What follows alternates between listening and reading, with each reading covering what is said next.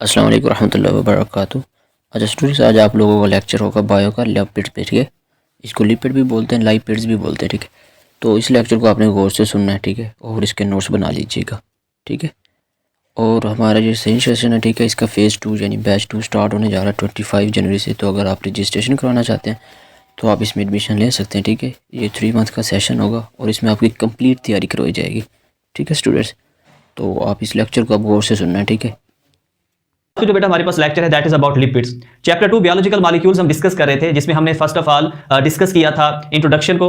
Next हमने discuss किया था हमारे पास इंपॉर्टेंस ऑफ वाटर, फिर हमने कार्बोहाइड्रेट्स को डिस्कस किया। लास्ट लेक्चर के अंदर हमने कार्बोहाइड्रेट्स को कंप्लीट कर दिया था। आज हम स्टार्ट लेने लगे बेटा लिपिड्स को। तो जो लिपिड्स है बेटा, ये बेसिकली हमारे पास मैक्रो मॉलिक्यूल्स हैं, बड़े मॉलिक्यूल्स हैं। जैसे कि कार्बोहाइड्रेट्स है, इनका मॉलिक्यूलर वेट बहुत ज्यादा होता है। आपने एक बात याद रखनी है, कार्बोहाइड्रेट्स भी आपके पास जैसे कि पॉलीसैकेराइड्स थे वो पॉलीमर थे। ठीक है बेटा, इस तरह प्रोटीन्स भी आपके पास पॉलीमर्स हैं, न्यूक्लिक एसिड्स भी आपके पास पॉलीमर हैं। लिपिड्स आपके पास बेटा मैक्रो मॉलिक्यूल्स तो हैं लेकिन पॉलीमर नहीं है। बिकॉज अगर आप पॉलीमर की डेफिनेशन को देखें तो डियर स्टूडेंट्स, आपको ये बात पता होगी कि जो पॉलीमर होता है वो एक ऐसा बड़ा मॉलिक्यूल होता है which is build up of, ठीक है, सेम रिपीटिंग यूनिट्स।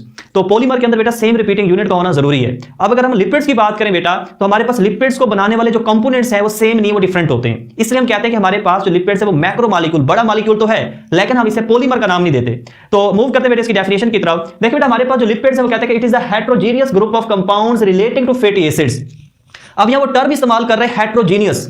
अब इस हेटेरोजेनियस का मतलब क्या है? देखिए, हेटेरो का मतलब होता है डिफरेंट। तो लिपिड एक ऐसा बेटा हमारे पास कंपाउंड है जिसके अंदर डिफरेंट हमारे पास कंपोनेंट्स मौजूद होते हैं, इसलिए आप लिपिड्स को नाम देते हैं heterogeneous group of compounds relating to fatty acids.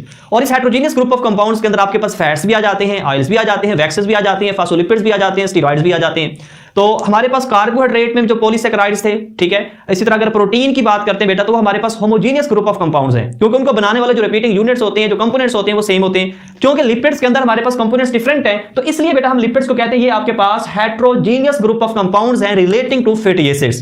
Clear होगी बेटा ये बात? अच्छा, इसके अंदर कौन कौन सी चीजें आ जाती हैं आपने याद रखने, ऑयल्स हो गए, फैट्स हो गए, वैक्सेस हो गए, स्टेरॉइड्स हो गए, ठीक है, ट्रिपीन्स हो गए, डिफरेंट तरह के कंपाउंड्स इस क्लास के अंदर बेटा मौजूद हैं।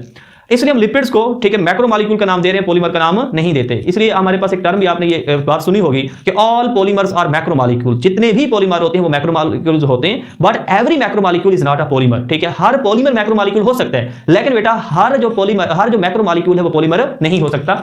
बेटा नेक्स्ट हम मूव करते हैं क्लासिफिकेशन ऑफ लिपिड्स की तरफ। तो डियर स्टूडेंट्स, लिपिड्स को हम 3 कैटेगरीज के अंदर डिवाइड करते हैं, simple lipids, compound lipids and derivative lipids. अगर हम सिंपल लिपिड्स की बात करें तो देखिए, जिन ऐसे लिपिड्स जिनको बनाने वाले जो कंपोनेंट्स हैं, ठीक है, वो फैटी एसिड्स और अल्कोहल होंगे। ऐसे लिपिड्स जिनके अंदर कंपोनेंट्स कौन से हैं? 2 हैं, फैटी एसिड्स एंड अल्कोहल्स। ऐसे बेटा लिपिड्स को आप नाम देंगे सिंपल लिपिड्स का। हमने एग्जांपल्स उन चीजों की याद रखनी है जो आपके टेक्स्ट बुक के अंदर मौजूद हैं। तो देखिए, सिंपल लिपिड्स की जो एग्जांपल्स आपके पास मौजूद हैं वो आपके पास असाइल ग्लिसरॉल है और क्या बेटा आपके पास वैक्सेस। तो ये जो बेटा हमारे पास फैट्स, असाइल ग्लिसरॉल और वैक्सेस हैं, इनके अंदर आपको 2 ही कंपोनेंट्स मिलते हैं। एक आपके पास फैटी एसिड है, दूसरा आपके पास अल्कोहल है। असाइल ग्लिसरॉल जब हम पढ़ेंगे तो हम कहेंगे कि इसके अंदर जो अल्कोहल है वो बेसिकली ग्लिसरॉल है, ठीक है, और वैक्सेस के अंदर जो बेटा हमारे पास अल्कोहल मौजूद होता है वो अदर देन ग्लिसरॉल होता है। नेक्स्ट आपके पास बेटा कंपाउंड लिपिड्स हैं। कंपाउंड किसे कहते हैं बेटा? जो सिंपल से थोड़ा कॉम्प्लेक्स हो। तो आपने ये बात याद रख लेनी है बेटा कि जो सिंपल लिपिड्स में चीजें थी, इनके अलावा भी कोई चीज कंपाउंड लिपिड्स के अंदर मौजूद होगी। तो देखिए बेटा, हमारे पास कंपाउंड लिपिड्स में फैटी एसिड्स मौजूद होते हैं, अल्कोहल्स। तो ये तो वो 2 सेम चीजें बेटा जो आपने सिंपल लिपिड्स के अंदर देखी थी। अब हमारे पास कंपाउंड लिपिड्स में फैटी एसिड और अल्कोहल के साथ साथ कोई एडिशनल ग्रुप भी प्रेजेंट हो सकता है। तो ऐसे लिपिड जिनमें फैटी एसिड और अल्कोहल के साथ साथ कोई एडिशनल ग्रुप भी मिल जाए आपको, तो ऐसे लिपिड्स को आप नाम देते हैं कंपाउंड लिपिड्स का। अब एडिशनल ग्रुप जैसा कि फास्फेट है, समझ आ गई इस बात की बेटा? तो इसमें हमने डिस्कस करना बेटा फास्फोलिपिड्स को, और इसके अलावा ग्लाइको जो लिपिड्स हैं, glycolipids are also compound lipids. ठीक है, तो फास्फोलिपिड्स और ग्लाइकोलिपिड्स बेटा कौन से लिपिड्स हैं? कंपाउंड लिपिड्स हैं, जिनमें फैटी एसिड भी होगा, अल्कोहल भी होगा और साथ साथ कोई एडिशनल ग्रुप भी प्रेजेंट होगा। नेक्स्ट आपके पास है डेरिवेटिव लिपिड्स। देखिए, डेरिवेटिव लिपिड्स बेसिकली डिराइव्ड किए जाते हैं from simple and compound lipids. तो हम कहते हैं कि बेटा हमारे पास on the hydrolysis of simple और कंपाउंड लिपिड्स आपको जो चीजें मिलेंगी वो कहलाएंगे डेरिवेटिव लिपिड्स। तो derivative lipids are obtained by the hydrolysis of simple and compound lipids बेटा। अब देखिए इसके एग्जांपल्स क्या हैं? इसके एग्जांपल्स जो आपके पास टर्पीन्स हैं, ठीक है, टर्पीन्स में कैरोटीनॉइड्स आ जाते हैं, स्टेरॉइड्स आ जाते हैं, ठीक है। तो ये बेटा हमारे पास जो चीजें मौजूद हैं, these are basically derived lipids, ठीक है, these are known as derivative lipids. अब देखिए बेटा, नेक्स्ट आपके पास फंक्शंस ऑफ लिपिड्स हैं, ये एमसीक्यूज में आ जाती हैं, इसलिए डिस्कस करना जरूरी है। वैसे तो बहुत सारे फंक्शंस हैं, हम उन फंक्शंस को डिस्कस करेंगे जो आपके एमसीक्यूज के पॉइंट ऑफ व्यू से इंपॉर्टेंट है। देखिए, पहला मैं कह रहा हूं कि हमारे पास जो लिपिड्स हैं, these are components of biological membranes. जितनी भी बेटा आपकी बायोलॉजिकल मेम्ब्रेन्स हैं, ठीक है, ऑर्गेनेल्स की सेल मेम्ब्रेन हो गई या सेल की प्लाज्मा मेम्ब्रेन हो गई, उन तमाम मेम्ब्रेन्स के अंदर लिपिड्स एक इंपॉर्टेंट कॉन्स्टिट्यूएंट है, एक इंपॉर्टेंट कंपोनेंट है बेटा।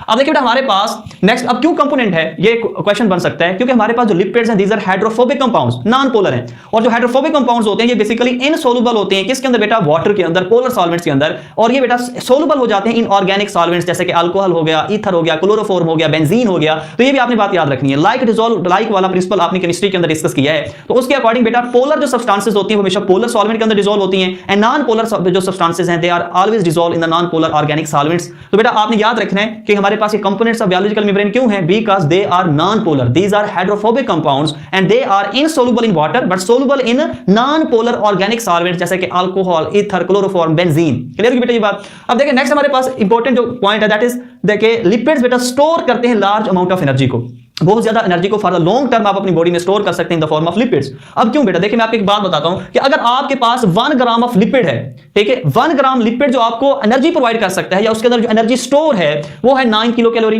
ठीक है। तो 1 gram of lipids can store 9 kilo calorie energy बेटा। और इसी तरह अगर हम कार्बोहाइड्रेट्स, CHO का मतलब बेटा कार्बोहाइड्रेट्स, तो अगर हम 1 ग्राम ऑफ कार्बोहाइड्रेट्स की बात करते हैं तो इसके अंदर बेटा कितनी एनर्जी आएगी, 4.1 किलो कैलोरी एनर्जी। और इसी तरह अगर आपके पास 1 ग्राम ऑफ प्रोटीन है तो उससे आपकी बॉडी कितनी एनर्जी हासिल कर सकती है या कितनी उसके अंदर एनर्जी स्टोर होती है, तो वो बेटा आपके पास है 4.6 किलो कैलोरी एनर्जी। देखें आपके पास सेम अमाउंट ऑफ कार्बोहाइड्रेट है, सेम अमाउंट ऑफ लिपिड है, सेम अमाउंट ऑफ प्रोटीन है, लेकिन सबसे ज्यादा जो एनर्जी स्टोर है वो लिपिड्स के अंदर है। तो आपकी टेक्स्ट बुक लिखते हैं बेटा कि lipid store double amount of energy as compare to same amount of carbohydrate, कि सेम अमाउंट अगर आपके पास 1 ग्राम कार्बोहाइड्रेट है, 1 ग्राम लिपिड है, तो देखिए लिपिड्स में 9 किलो कैलोरी है, कार्बोहाइड्रेट्स में 4.1 किलो कैलोरी है, तो डबल अमाउंट ऑफ एनर्जी किसके अंदर स्टोर है बेटा, लिपिड्स में। नेक्स्ट अब हम इसकी रीजन पढ़ते हैं कि लिपिड्स इतनी ज्यादा एनर्जी क्यों स्टोर कर लेते हैं बेटा। तो आपने याद रखना बेटा कि अगर हमारे पास अगर लिपिड्स के मॉलिक्यूलर फार्मूले को देखें तो उसमें कार्बन हाइड्रोजन की तादाद आपको ज्यादा नजर आएगी और ऑक्सीजन की जो तादाद है एज कंपेयर टू कार्बोहाइड्रेट्स वो कम नजर आएगी। तो बेटा लिपिड स्टोर करते हैं लार्ज अमाउंट ऑफ एनर्जी इस वजह से, because lipids contain carbon hydrogen bonds in large amount. Lipids में जो कार्बन हाइड्रोजन बॉन्ड होते हैं बेटा वो बहुत ज्यादा होते हैं, इस वजह से हम कहते हैं, देखिए कार्बन हाइड्रोजन बॉन्ड आपने पढ़ा होगा, ठीक है, जब आप कार्बन को पढ़ते हैं तो carbon hydrogen bond is the potential source of chemical energy, ठीक है। कार्बन हाइड्रोजन बॉन्ड के अंदर आप बहुत ज्यादा एनर्जी स्टोर कर सकते हैं और जब आप इस कार्बन हाइड्रोजन बॉन्ड को तोड़ते हैं तो आपको बहुत सारी अमाउंट के अंदर एनर्जी मिलती है जो वहां से रिलीज होती है द ब्रेकिंग ऑफ बॉन्ड, ठीक है बेटा। तो चूंकि बेटा लिपिड्स में कार्बन हाइड्रोजन बॉन्ड की तादाद ज्यादा है और ऑक्सीजन की जो प्रोपोर्शन है, जो ऑक्सीजन की तादाद है वो कम है, इस वजह से हम कहते हैं कि लिपिड्स के अंदर ज्यादा एनर्जी स्टोर होती है। क्लियर होगी बेटा ये बात यहां तक। तो ये एमसीक्यू जाएगा बेटा, इसे आपने माइंड के अंदर ये बात रखनी है। अब देखिए नेक्स्ट तीसरा जो बेटा हमारे पास पॉइंट है जिसका फंक्शन है कि lipids provide insulation against atmospheric heat और कोल्ड, ठीक है। अब देखिए हमारे पास लिपिड्स बेस्ट इंसुलेटर है आपकी बॉडी के। बाहर बहुत ज्यादा गर्मी होती है, ठीक है, बहुत ज्यादा धूप होती है, तो आपकी बॉडी का टेंपरेचर तो मेंटेन होना होता है 37 डिग्री सेल्सियस पर। हो सकता है ना कि बाहर टेंपरेचर ज्यादा है और अंदर कम है, तो हीट बेटा always flow from high temperature to the lower temperature, क्योंकि अगर ये ट्रांसफर हो जाए, फ्लो हो जाए, आपकी बॉडी के अंदर चली जाए तो आपका बॉडी टेंपरेचर तो डिस्टर्ब हो जाएगा। इस वजह से अल्लाह ताला ने आपकी स्किन के अंदर फैट रखी है, ठीक है, सबक्यूटेनियस टिश्यूज के अंदर, ठीक है, फैट मौजूद है जो बेसिकली आपकी बॉडी को इंसुलेट कर रही है ताकि ना हीट बॉडी से बाहर जाए और ना बाहर से अंदर है। तो हम कहते हैं कि lipids provide insulation against atmospheric heat and cold. Next बेटा हमारे पास है कि हमारे पास जो लिपिड्स हैं ये बेसिकली वाटर प्रूफ मटेरियल्स होते हैं, ये वाटर बैरियर का काम करते हैं। जैसे कि अगर आप वैक्सीन्स की बात करें तो देखिए हमारे पास जो इंसेक्ट्स हैं, ठीक है, जैसे कि आर्थ्रोपोड्स हैं, उनके एक्सोस्केलेटन के अंदर, ठीक है, एक्सोस्केलेटन के ऊपर ये वैक्स मौजूद होती है जो कि वाटर बैरियर का काम कर रही होती है। इसी तरह बेटा वैक्स प्रोटेक्टिव कोटिंग बनाती है, ठीक है, किसके ऊपर, on the fruits and the leaves, ठीक है, ताकि ट्रांसपेरेशन का प्रोसेस मिनिमाइज हो सके, ज्यादा वाटर का लॉस ना हो। तो इस तरह बहुत सारी चीजों के अंदर वैक्स प्रेजेंट है, ठीक है, वाटर बैरियर का काम कर रही है। क्लियर होगी बेटा ये बात। तो ये बेटा हमारे पास फंक्शंस थे किनके बेटा, लिपिड्स के। नेक्स्ट हम डिस्कस करते हैं कि असाइल ग्लिसरॉल क्या है बेटा, फास्फोलिपिड्स के हैं, वैक्सेस के हैं एंड टर्पीन्स। बेटा हमारे पास है असाइल ग्लिसरॉल, ठीक है बेटा। तो अब हमने डिस्कस किया था कि असाइल ग्लिसरॉल्स जो हैं ये बेसिकली हमारे पास सिंपल लिपिड्स हैं। अब अगर ये सिंपल लिपिड्स हैं तो इनके अंदर दो कंपोनेंट्स होंगे, एक बेटा हमारे पास फैटी एसिड्स होंगे और नेक्स्ट आपके पास होगा अल्कोहल। तो अल्कोहल और फैटी एसिड्स के कॉम्बिनेशन से बेटा ये असाइल ग्लिसरॉल्स मिलकर बनते हैं। तो मजीद डिटेल इसकी डिस्कस करते हैं। तो बेटा देखिए हमारे पास वो कहते हैं कि असाइल ग्लिसरॉल बेसिकली एस्टर्स हैं किसके बेटा, फैटी एसिड्स एंड अल्कोहल्स के। तो जब हमारे पास फैटी एसिड और अल्कोहल का रिएक्शन होता है तो जो प्रोडक्ट बनता है बेटा वो एस्टर होता है और उस एस्टर को हम क्या नाम देते हैं बेटा, असाइल ग्लिसरॉल का नाम देते हैं। तो acyl glycerols are basically esters of fatty acid and alcohol. अब आपने एक बात याद रखनी है बेटा कि जो हमारे पास फैटी एसिड और अल्कोहल का रिएक्शन होता है उस रिएक्शन को आप नाम देते हैं कंडेंसेशन रिएक्शन का नाम भी दे सकते हैं, डिहाइड्रेशन रिएक्शन का भी नाम दे सकते हैं एंड मोर स्पेसिफिकली आप उसे नाम देते हैं एस्टेरिफिकेशन का। अब देखिए बेटा हमारे पास जो अल्कोहल असाइल ग्लिसरॉल के अंदर प्रेजेंट होती है बेटा वो आपके पास है ग्लिसरॉल। अल्कोहल जो बेटा मौजूद होगी असाइल ग्लिसरॉल्स को बनाने में, उस अल्कोहल को आप क्या नाम देंगे, ग्लिसरॉल का नाम देंगे। और ये जो ग्लिसरॉल है basically it is a try hydroxyl alcohol. Try का मतलब क्या होता है, तीन, तो मतलब ये वो अल्कोहल है जिसके अंदर 3 हाइड्रोक्सिल ग्रुप प्रेजेंट होंगे। देखिए ये मैंने स्ट्रक्चर बेटा यहाँ डिनोट किया है। ये आपके पास बेटा कार्बन नंबर 1 है, ये आपके पास कार्बन नंबर 2 है और ये आपके पास बेटा कार्बन नंबर 3 है। तो देखिए हर कार्बन के साथ एक एक हाइड्रोक्सिल ग्रुप अटैच है। ये एक हाइड्रोक्सिल ग्रुप हो गया, ये दूसरा हाइड्रोक्सिल ग्रुप है और ये आपके पास है तीसरा हाइड्रोक्सिल ग्रुप। तो देखिए डियर स्टूडेंट्स एक ऐसा कंपाउंड जिसके अंदर 3 हाइड्रोक्सिल ग्रुप्स प्रेजेंट हो, 3 कार्बन हो, ऐसे ट्राई हाइड्रोक्सिल अल्कोहल को आप नाम देते हैं ग्लिसरॉल का। जब आप वैक्सेस डिस्कस करेंगे तो वैक्सेस के अंदर भी फैटी एसिड और अल्कोहल प्रेजेंट होते हैं, लेकिन बेटा वैक्सेस और असाइल ग्लिसरॉल के अंदर डिफरेंस ये है कि असाइल ग्लिसरॉल के अंदर जो अल्कोहल होगा वो ग्लिसरॉल होगा और वैक्सेस के अंदर जो अल्कोहल होगा वो अदर देन ग्लिसरॉल होगा। ये आपने बात याद रखनी है। अब देखिए नेक्स्ट बेटा हम इस एस्टेरिफिकेशन प्रोसेस को एक्सप्लेन करते हैं। देखिए जब हमारे पास एसिड रिएक्ट करेगा किसके साथ बेटा, अल्कोहल के साथ, जैसे ही एसिड रिएक्ट करता है अल्कोहल के साथ तो वाटर मॉलिक्यूल रिलीज होता है, ठीक है, और जो रिजल्टेंट कंपाउंड आपके पास बनता है that is known as ester, और यही एस्टर बेसिकली आपके पास क्या बेटा, असाइल ग्लिसरॉल है। क्लियर होगी बेटा ये बात। जब भी अल्कोहल और एसिड का रिएक्शन होगा वाटर मॉलिक्यूल रिलीज होगा और जो रिजल्टेंट कंपाउंड बनेगा that is known as ester compound, और इसी को आप नाम दे रहे हैं असाइल ग्लिसरॉल का। अच्छा इसी को मजीद एक्सप्लेन करते हैं। देखिए ये आपके पास क्या है, अल्कोहल है, ठीक है, कौन सी अल्कोहल है, इथाइल अल्कोहल है। इसका आपने रिएक्शन करवाया एक एसिड के साथ जो कि एसिटिक एसिड है CH3COOH। जब इसका रिएक्शन होते बेटा तो आपने याद रखना है इस रिएक्शन के दौरान जो आपका अल्कोहल होगा वहां से रिलीज होगा OH ग्रुप। क्या रिलीज होगा, अल्कोहल से रिलीज होगा OH ग्रुप, और एसिड आपको क्या देगा बेटा, प्रोटॉन हाइड्रोजन आयन देगा। देखिए जब हमारे पास यहां से रिलीज हुआ हाइड्रोक्सिल ग्रुप, यहां से रिलीज हुआ हाइड्रोजन, इन दोनों का आपस में रिएक्शन होगा तो क्या बनेगा बेटा, वाटर बन जाएगा। और जो बेटा हमारे पास अल्कोहल और एसिड के दरमियान बॉन्ड डेवलप होगा उसे नाम देंगे एस्टर बॉन्ड का, और मेरे पास रिजल्टेंट कंपाउंड बने इन दोनों के रिएक्शन से that is known as ester. Clear होगी बेटा ये बात। अब देखिए आपने एक बात याद रखनी, शायद केमिस्ट्री में या फेडरल में वो कहता है कि हाइड्रोक्सिल ग्रुप जो आता है वो आता है एसिड से, और अल्कोहल क्या देता है बेटा, हाइड्रोजन देते हैं। लेकिन आपकी पंजाब टेक्स्ट बुक के अंदर जो चीज है हम वही डिस्कस करेंगे कि hydroxyl group always come from the alcohol and hydrogen always come from the acid. दोनों के रिएक्शन से वाटर मॉलिक्यूल बनेगा, रिलीज होगा, रिजल्टेंट जो कंपाउंड है that is known as ester.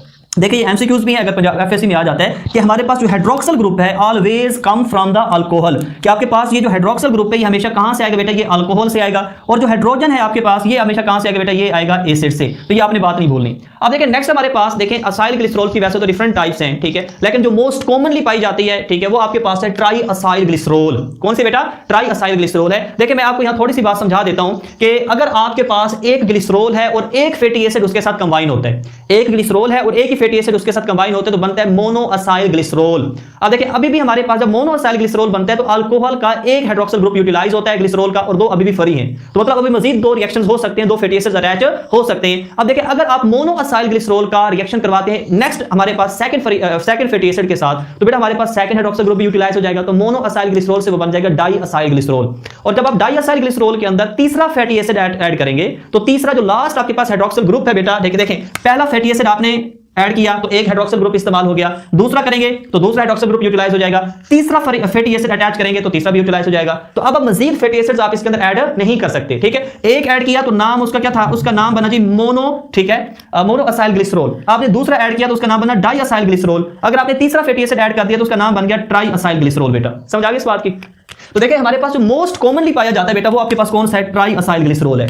अब ट्राई असाइल ग्लिसरॉल का दूसरा क्या नाम है, it is also known as triglyceride. अब इसी ट्राइग्लिसराइड को बेटा आप न्यूट्रल लिपिड्स का नाम भी देते हैं। क्या नाम देते हैं बेटा, न्यूट्रल लिपिड्स का। अब न्यूट्रल लिपिड्स ट्राइग्लिसराइड या ट्राई असाइल ग्लिसरॉल को क्यों देते हैं, ये आपने बात गौर से सुननी है, बड़ा इंपॉर्टेंट कांसेप्ट है। देखें आपने एक फैटी एसिड ऐड किया था तो क्या बना था, मोनो। जब मोनो असाइल ग्लिसरॉल बनता है तो वो अभी रिएक्टिव है, न्यूट्रल नहीं है। क्यों बेटा, क्योंकि हमारे पास ग्लिसरॉल के पास एक और दो हाइड्रोक्सिल ग्रुप अभी भी फ्री हैं, वो रिएक्ट कर सकते हैं नेक्स्ट आने वाले फैटी एसिड के साथ। अब आपने दूसरा ऐड किया तो बन गया डाई असाइल ग्लिसरॉल, ठीक है। अब भी लास्ट वाला जो हाइड्रोक्सिल ग्रुप है वो भी फ्री है, वो मजीद रिएक्ट कर सकते हैं नेक्स्ट फैटी एसिड के साथ, तो अभी ये न्यूट्रल नहीं हुआ। जब आप तीसरा ऐड करते हैं फैटी एसिड तो वो बन जाते हैं ट्राई असाइल ग्लिसरॉल। तो देन हम कहते हैं कि अब अगर आप मजीद फैटी एसिड इसके अंदर ऐड करेंगे तो मजीद हाइड्रोक्सिल ग्रुप ग्लिसरॉल के पास अवेलेबल नहीं है, मजीद रिएक्शन नहीं होगा, मजीद एस्टर बॉन्ड नहीं बनेगा। इसलिए बेटा ट्राई असाइल ग्लिसरॉल या ट्राइग्लिसराइड को आप नाम देते हैं न्यूट्रल लिपिड्स का, और ये मोस्ट कॉमन अकरिंग बेटा टाइप है या फॉर्म है किसकी, असाइल ग्लिसरॉल की, ठीक है बेटा। हमारी बॉडी के अंदर जिस शक्ल में ये स्टोर होते हैं फैट्स वो किस शक्ल में होते हैं बेटा, न्यूट्रल लिपिड्स की फॉर्म में या ट्राइग्लिसराइड की फॉर्म के अंदर, ठीक है। मोस्ट कॉमनली अकरिंग लिपिड या फैट।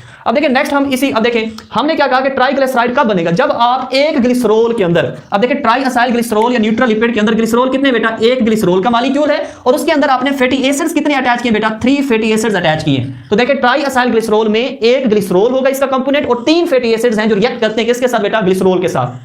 अब आप देखें ये आपके पास ग्लिसरॉल का मॉलिक्यूल है, देखिए ये कार्बन नंबर 1 है, this is carbon number 2, this is carbon number 3, और हर कार्बन के साथ एक हाइड्रोक्सिल ग्रुप मौजूद है। तो अब देखें ये आपके पास क्या, ये फैटी एसिड है। फैटी एसिड का फार्मूला जनरली क्या होता है, देखिए जनरल फार्मूला है RC, ये ठीक है, ये हमारे पास जनरल है। अब इसमें ये हमारे पास R क्या है, दिस इज अल्काइल ग्रुप, ठीक है, स्ट्रेट चेन है कार्बन की जो कि अटैच है एसिडिक कार्बोक्सिलिक ग्रुप के साथ। तो ये आपके पास इसी को मैंने इस फॉर्म में लिखा है। अब देखिए अगर आप, ठीक है, अब देखें आपके पास एक हमारे पास फैटी एसिड ये है, दूसरा फैटी एसिड ये है और तीसरा ये है, 3 फैटी एसिड्स हैं जो कि इस ग्लिसरॉल के साथ रिएक्ट करने वाले हैं। अब देखिए होगा क्या, आपने ध्यान से सुनना है। अब देखिए कार्बन नंबर 1 जब रिएक्ट करेगा तो उसका हाइड्रोक्सिल ग्रुप रिमूव होगा और एक फैटी एसिड, पहले फैटी एसिड का होगा हाइड्रोजन।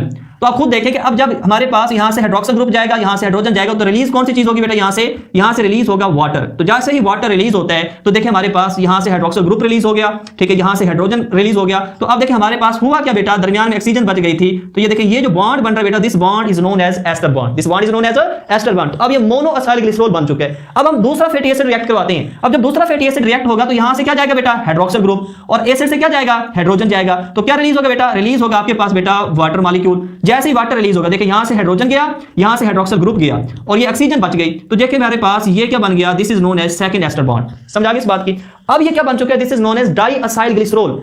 अब हम इस डाइअसाइल ग्लिसरॉल का रिएक्शन करवाते हैं तीसरे फैटी एसिड के साथ। तो जब आप तीसरे फैटी एसिड के साथ रिएक्शन करवाएंगे तो कार्बन नंबर 3 का हाइड्रोक्सिल ग्रुप रिमूव होगा, ठीक है, और हमारे पास एसिड से क्या आएगा, हाइड्रोजन। तो क्या चीज रिलीज हो जाएगी बेटा, वाटर मॉलिक्यूल हो जाएगा रिलीज। और जब ये वाटर मॉलिक्यूल रिलीज होगा, यहां से हाइड्रोक्सिल ग्रुप चला गया और यहां से चला गया बेटा हाइड्रोजन, तो ऑक्सीजन बच गई और ये ऑक्सीजन बेटा कनेक्ट हो जाएगी इस कार्बन के साथ और इस कार्बन के साथ। तो ये तीसरा एस्टर बॉन्ड बन गया। तो अभी हमारे पास जो चीज बनी है बेटा, ये हमारे पास है ट्राइअसाइल ग्लिसरॉल। तो कितने वाटर मॉलिक्यूल रिलीज हुए बेटा ट्राइअसाइल ग्लिसरॉल में, ये बेटा एक वाटर मॉलिक्यूल, ये दूसरा वाटर मॉलिक्यूल और ये तीसरा वाटर मॉलिक्यूल। समझ आ गई इस बात की। तो आपने बेटा मुझे कमेंट सेक्शन के अंदर बताना है कि इस ट्राइअसाइल ग्लिसरॉल का मॉलिक्यूलर फार्मूला क्या होगा, ठीक है, ये आपने लास्ट में मुझे बताना है। चलिए जी, अब नेक्स्ट बेटा हमारे पास, हमने ग्लिसरॉल को तो डिस्कस कर लिया था, अब नेक्स्ट आपके पास है फैटी एसिड्स, ठीक है। तो अभी मैंने बताया था कि फैटी एसिड्स का जो जनरल फार्मूला है वो है RCOOH, कि ये जो R है, ठीक है, देखिए आपने ध्यान से बेटा सुनना है, ये जो R है बेटा ये अटैच है किसके साथ बेटा, कार्बोक्सिलिक ग्रुप के साथ, एसिडिक ग्रुप के साथ। और क्या बेटा, it is a straight chain of carbon atoms attach with hydrogen, ठीक है। ये बेटा हमारे पास स्ट्रेट चेन है कार्बन एटम्स की जो कि हाइड्रोजन के साथ है, और ये स्ट्रेट चेन है इसके पास मौजूद है क्या बेटा, ये कार्बोक्सिलिक ग्रुप। तो बेटा अगर alkyl group acidic functional group मतलब कार्बोक्सिलिक ग्रुप के साथ अटैच है इस शक्ल के अंदर RCOOH के अंदर, तो ये हमारे पास कहलाते हैं फैटी एसिड्स। तो डेफिनेशन क्या बनेगी बेटा, fatty acids are straight chain carbon atoms attach with hydrogen and having a acidic functional group that is known as a carboxylic group. बेटा अब देखिए आपने याद रखना है कि जो हमारे पास फैटी एसिड्स हैं इनके दो टाइप्स हैं, सैचुरेटेड फैटी एसिड्स भी हैं, ठीक है, और अनसैचुरेटेड भी हैं।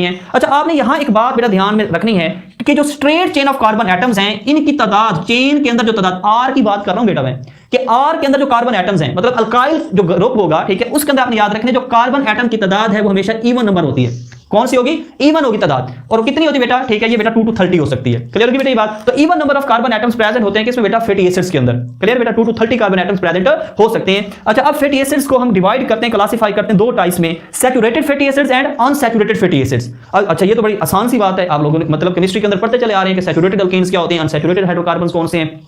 तो सैचुरेटेड फैटी एसिड का मतलब है there will be no carbon carbon double bond. ऐसा फैटी एसिड बेटा जिसके अंदर कोई कार्बन डबल बॉन्ड कार्बन ना प्रेजेंट हो, जिसके अंदर डबल कोवलेंट बॉन्ड नजर ना आए, वो होगा सैचुरेटेड फैटी एसिड, ठीक है। और ये सैचुरेटेड फैटी एसिड हम आगे पढ़ेंगे, ये एनिमल फैट्स के अंदर प्रेजेंट होते हैं। और ये सैचुरेटेड फैटी एसिड आमतौर पर यूजुअली आमतौर पर क्या होते हैं बेटा, स्ट्रेट चेन होते हैं। क्या होते हैं बेटा, स्ट्रेट चेन। अच्छा अगर हम बात करें अनसैचुरेटेड फैटी एसिड्स की, ऐसे फैटी एसिड जिनके अंदर carbon double bond carbon present होगा, मतलब जिसके अंदर डबल कोवलेंट बॉन्ड प्रेजेंट होगा, उससे आप क्या नाम देंगे, अनसैचुरेटेड फैटी एसिड का नाम देंगे बेटा। और आमतौर पर कितने carbon carbon double bond unsaturated fatty acid में हो सकते हैं, तो वो है बेटा अप टू 6 बेटा कार्बन कार्बन डबल बॉन्ड, ठीक है, अनसैचुरेटेड फैटी एसिड में प्रेजेंट हो सकते हैं। देखिए सैचुरेटेड की अगर हम एग्जांपल देखें तो एसिटिक एसिड है जो कि सिंपलेस्ट फैटी एसिड है, ब्यूटेरिक एसिड है, ये सारे सैचुरेटेड हैं। अब एमसीक्यूज कहां से आते हैं, वो आते हैं बेटा अनसैचुरेटेड फैटी एसिड से, कि जो अनसैचुरेटेड फैटी एसिड है, ठीक है, जो एग्जांपल के तौर पर आपकी बुक में गिवन है, ठीक है, वो कौन सा बेटा, ओलिक एसिड। तो देखिए बेटा ये आपके पास जो ओलिक एसिड है ये अनसैचुरेटेड फैटी एसिड है, ठीक है। अब देखिए इस ओलिक एसिड के अंदर, ठीक है, कहां डबल बॉन्ड, एमसीक्यूज आते हैं कि कहां डबल बॉन्ड प्रेजेंट होता है। तो आपने बेटा ये बात याद रखनी है कि इसमें जो डबल बॉन्ड है वो कार्बन नंबर 9